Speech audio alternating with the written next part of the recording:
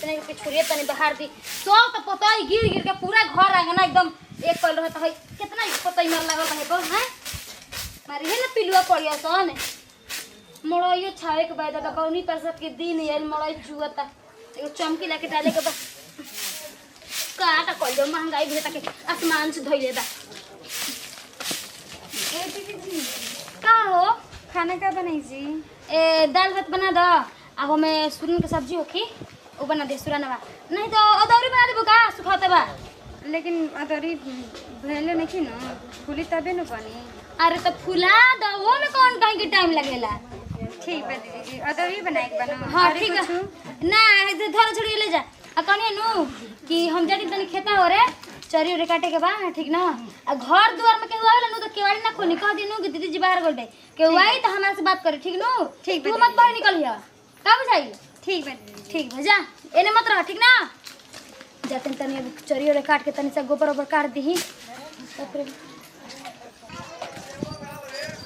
का करी ठीके नहीं खेलागत मन नहीं खेलागत अब बड़ी लड़ मुनिया के माई खेलाड़ी है गोनी है चलनी मांगे नु तो ना देले ही है। अच्छा ठीक है बा हमू जोगाड़े में लागल बानी देखत नहीं ओकनी के बड़ी दोनों गोतिनियन में प्यार रहता तो ठीक है बा हमू फुट मत कराते जा तनी कुछ को हम अल्लाह लगा झाड़ू लगा दे दीदी जी यहाँ ना तो फिर ये कोई काम करते रहते हैं वैसे भी दीदी जी बाहर भीतर काम कर के ना तो निठान जाता है। दीदी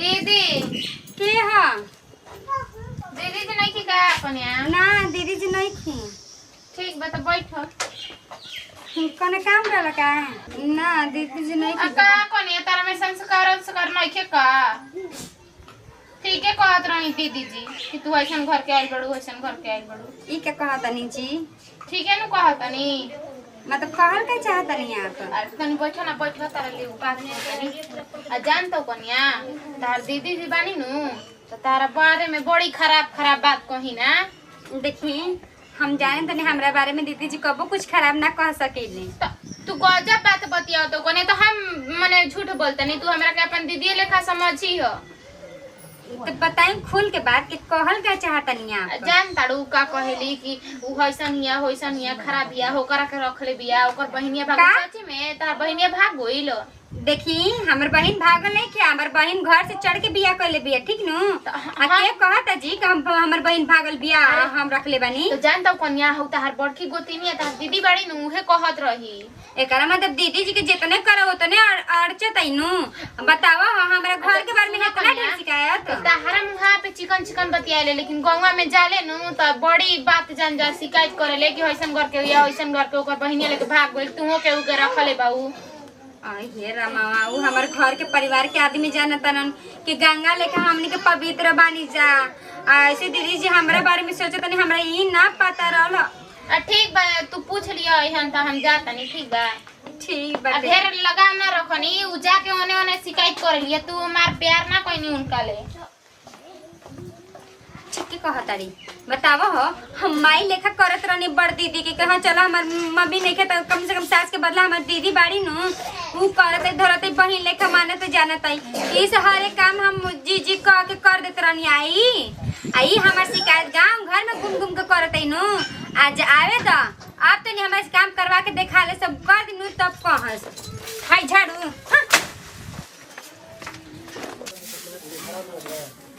कोहलो से गाय चिल्ला दिया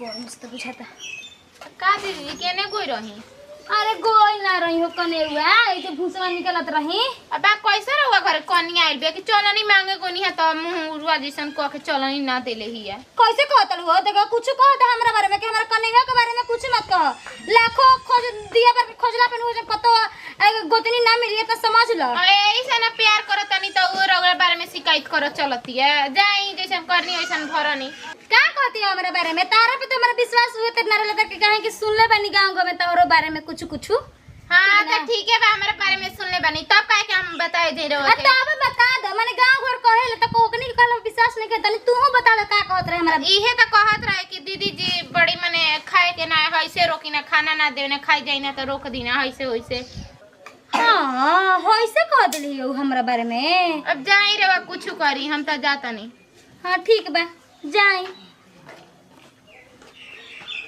मन करता कि एकरा पे विश्वास करी कि अपन गोतिनिया पे विश्वास करी, लेकिन हो सकेला कह सकेले जा तनी तुम लोग के बतावा तनी डंडा नहीं खे तो मियाजे हमर एड़ी से कपारे लहकल बकरा पे।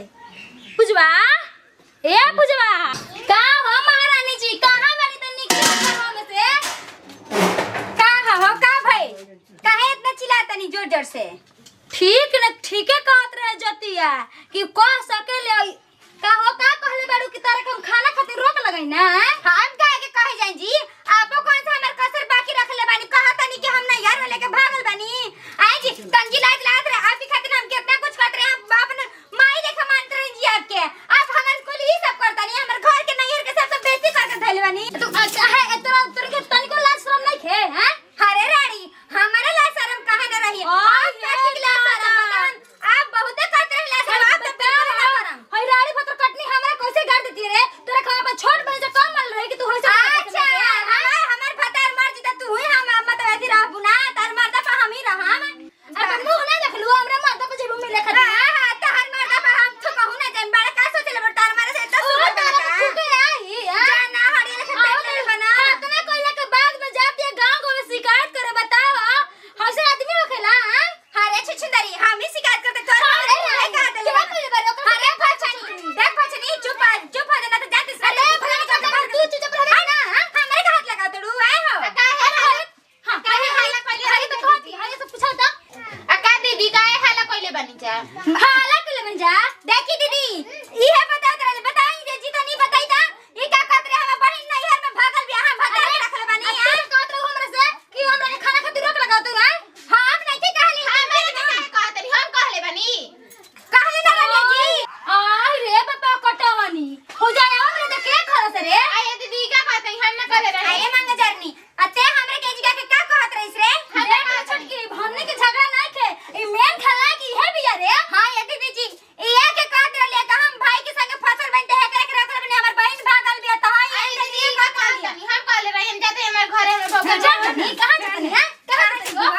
हां मने के दो मनी के दिन में लड़ाई लगा के कहां जाए लगलू? चल अब दीदी का कहत हम खाली खाली नहीं खिबा करे न की करे की हो आ करे न की आ तो आग लगा के हमनी के दीदी हम कुछ कहले तू बानी।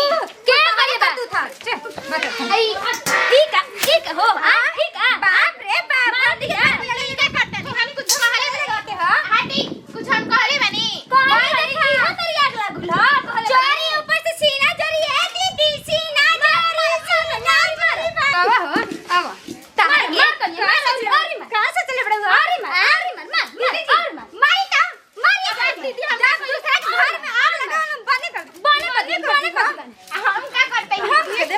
हम करम और मार दीदी और मार आज के बाद हमनी के घर आ गुल तो अपन खरिया जानी हो समझ लू। बतावा हम भार का कि ना ये दीदी जे करके कहल चला कि झगड़ा है ना मतलब सब घर में आग लगा कैसे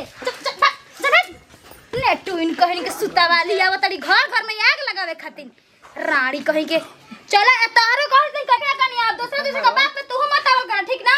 देखिए दीदी जब हम नहीं नहीं आप खिसिया के आई है तब हम खिसिया गई नहीं है तार बोली हम सुननी है कि तू कैसे बोला तड़ू बतावा ऐसे कोनो आके होई तर झूठे से आग लगाती तो तू सही हमरा के जाने ले लेबू हो। दीदी जी आप तो उसी लेम जी आ जाए छोड़ दे विपत गइल नु अब केहू के ना ऐसे मतलब घर में घुसे देम जी। चलो ठीक बा चलो जा तू कबर बनावा खाई। बाप रे बाप होसे आदमी होखेला इहे कहाला गांव घर के आदमी के लोग के तन से देख लिया से नुग गोतनी गोतनी में प्यार तो टॉप मनी आ जैसन घर फोड़े खातिर नेटू इन कहिन के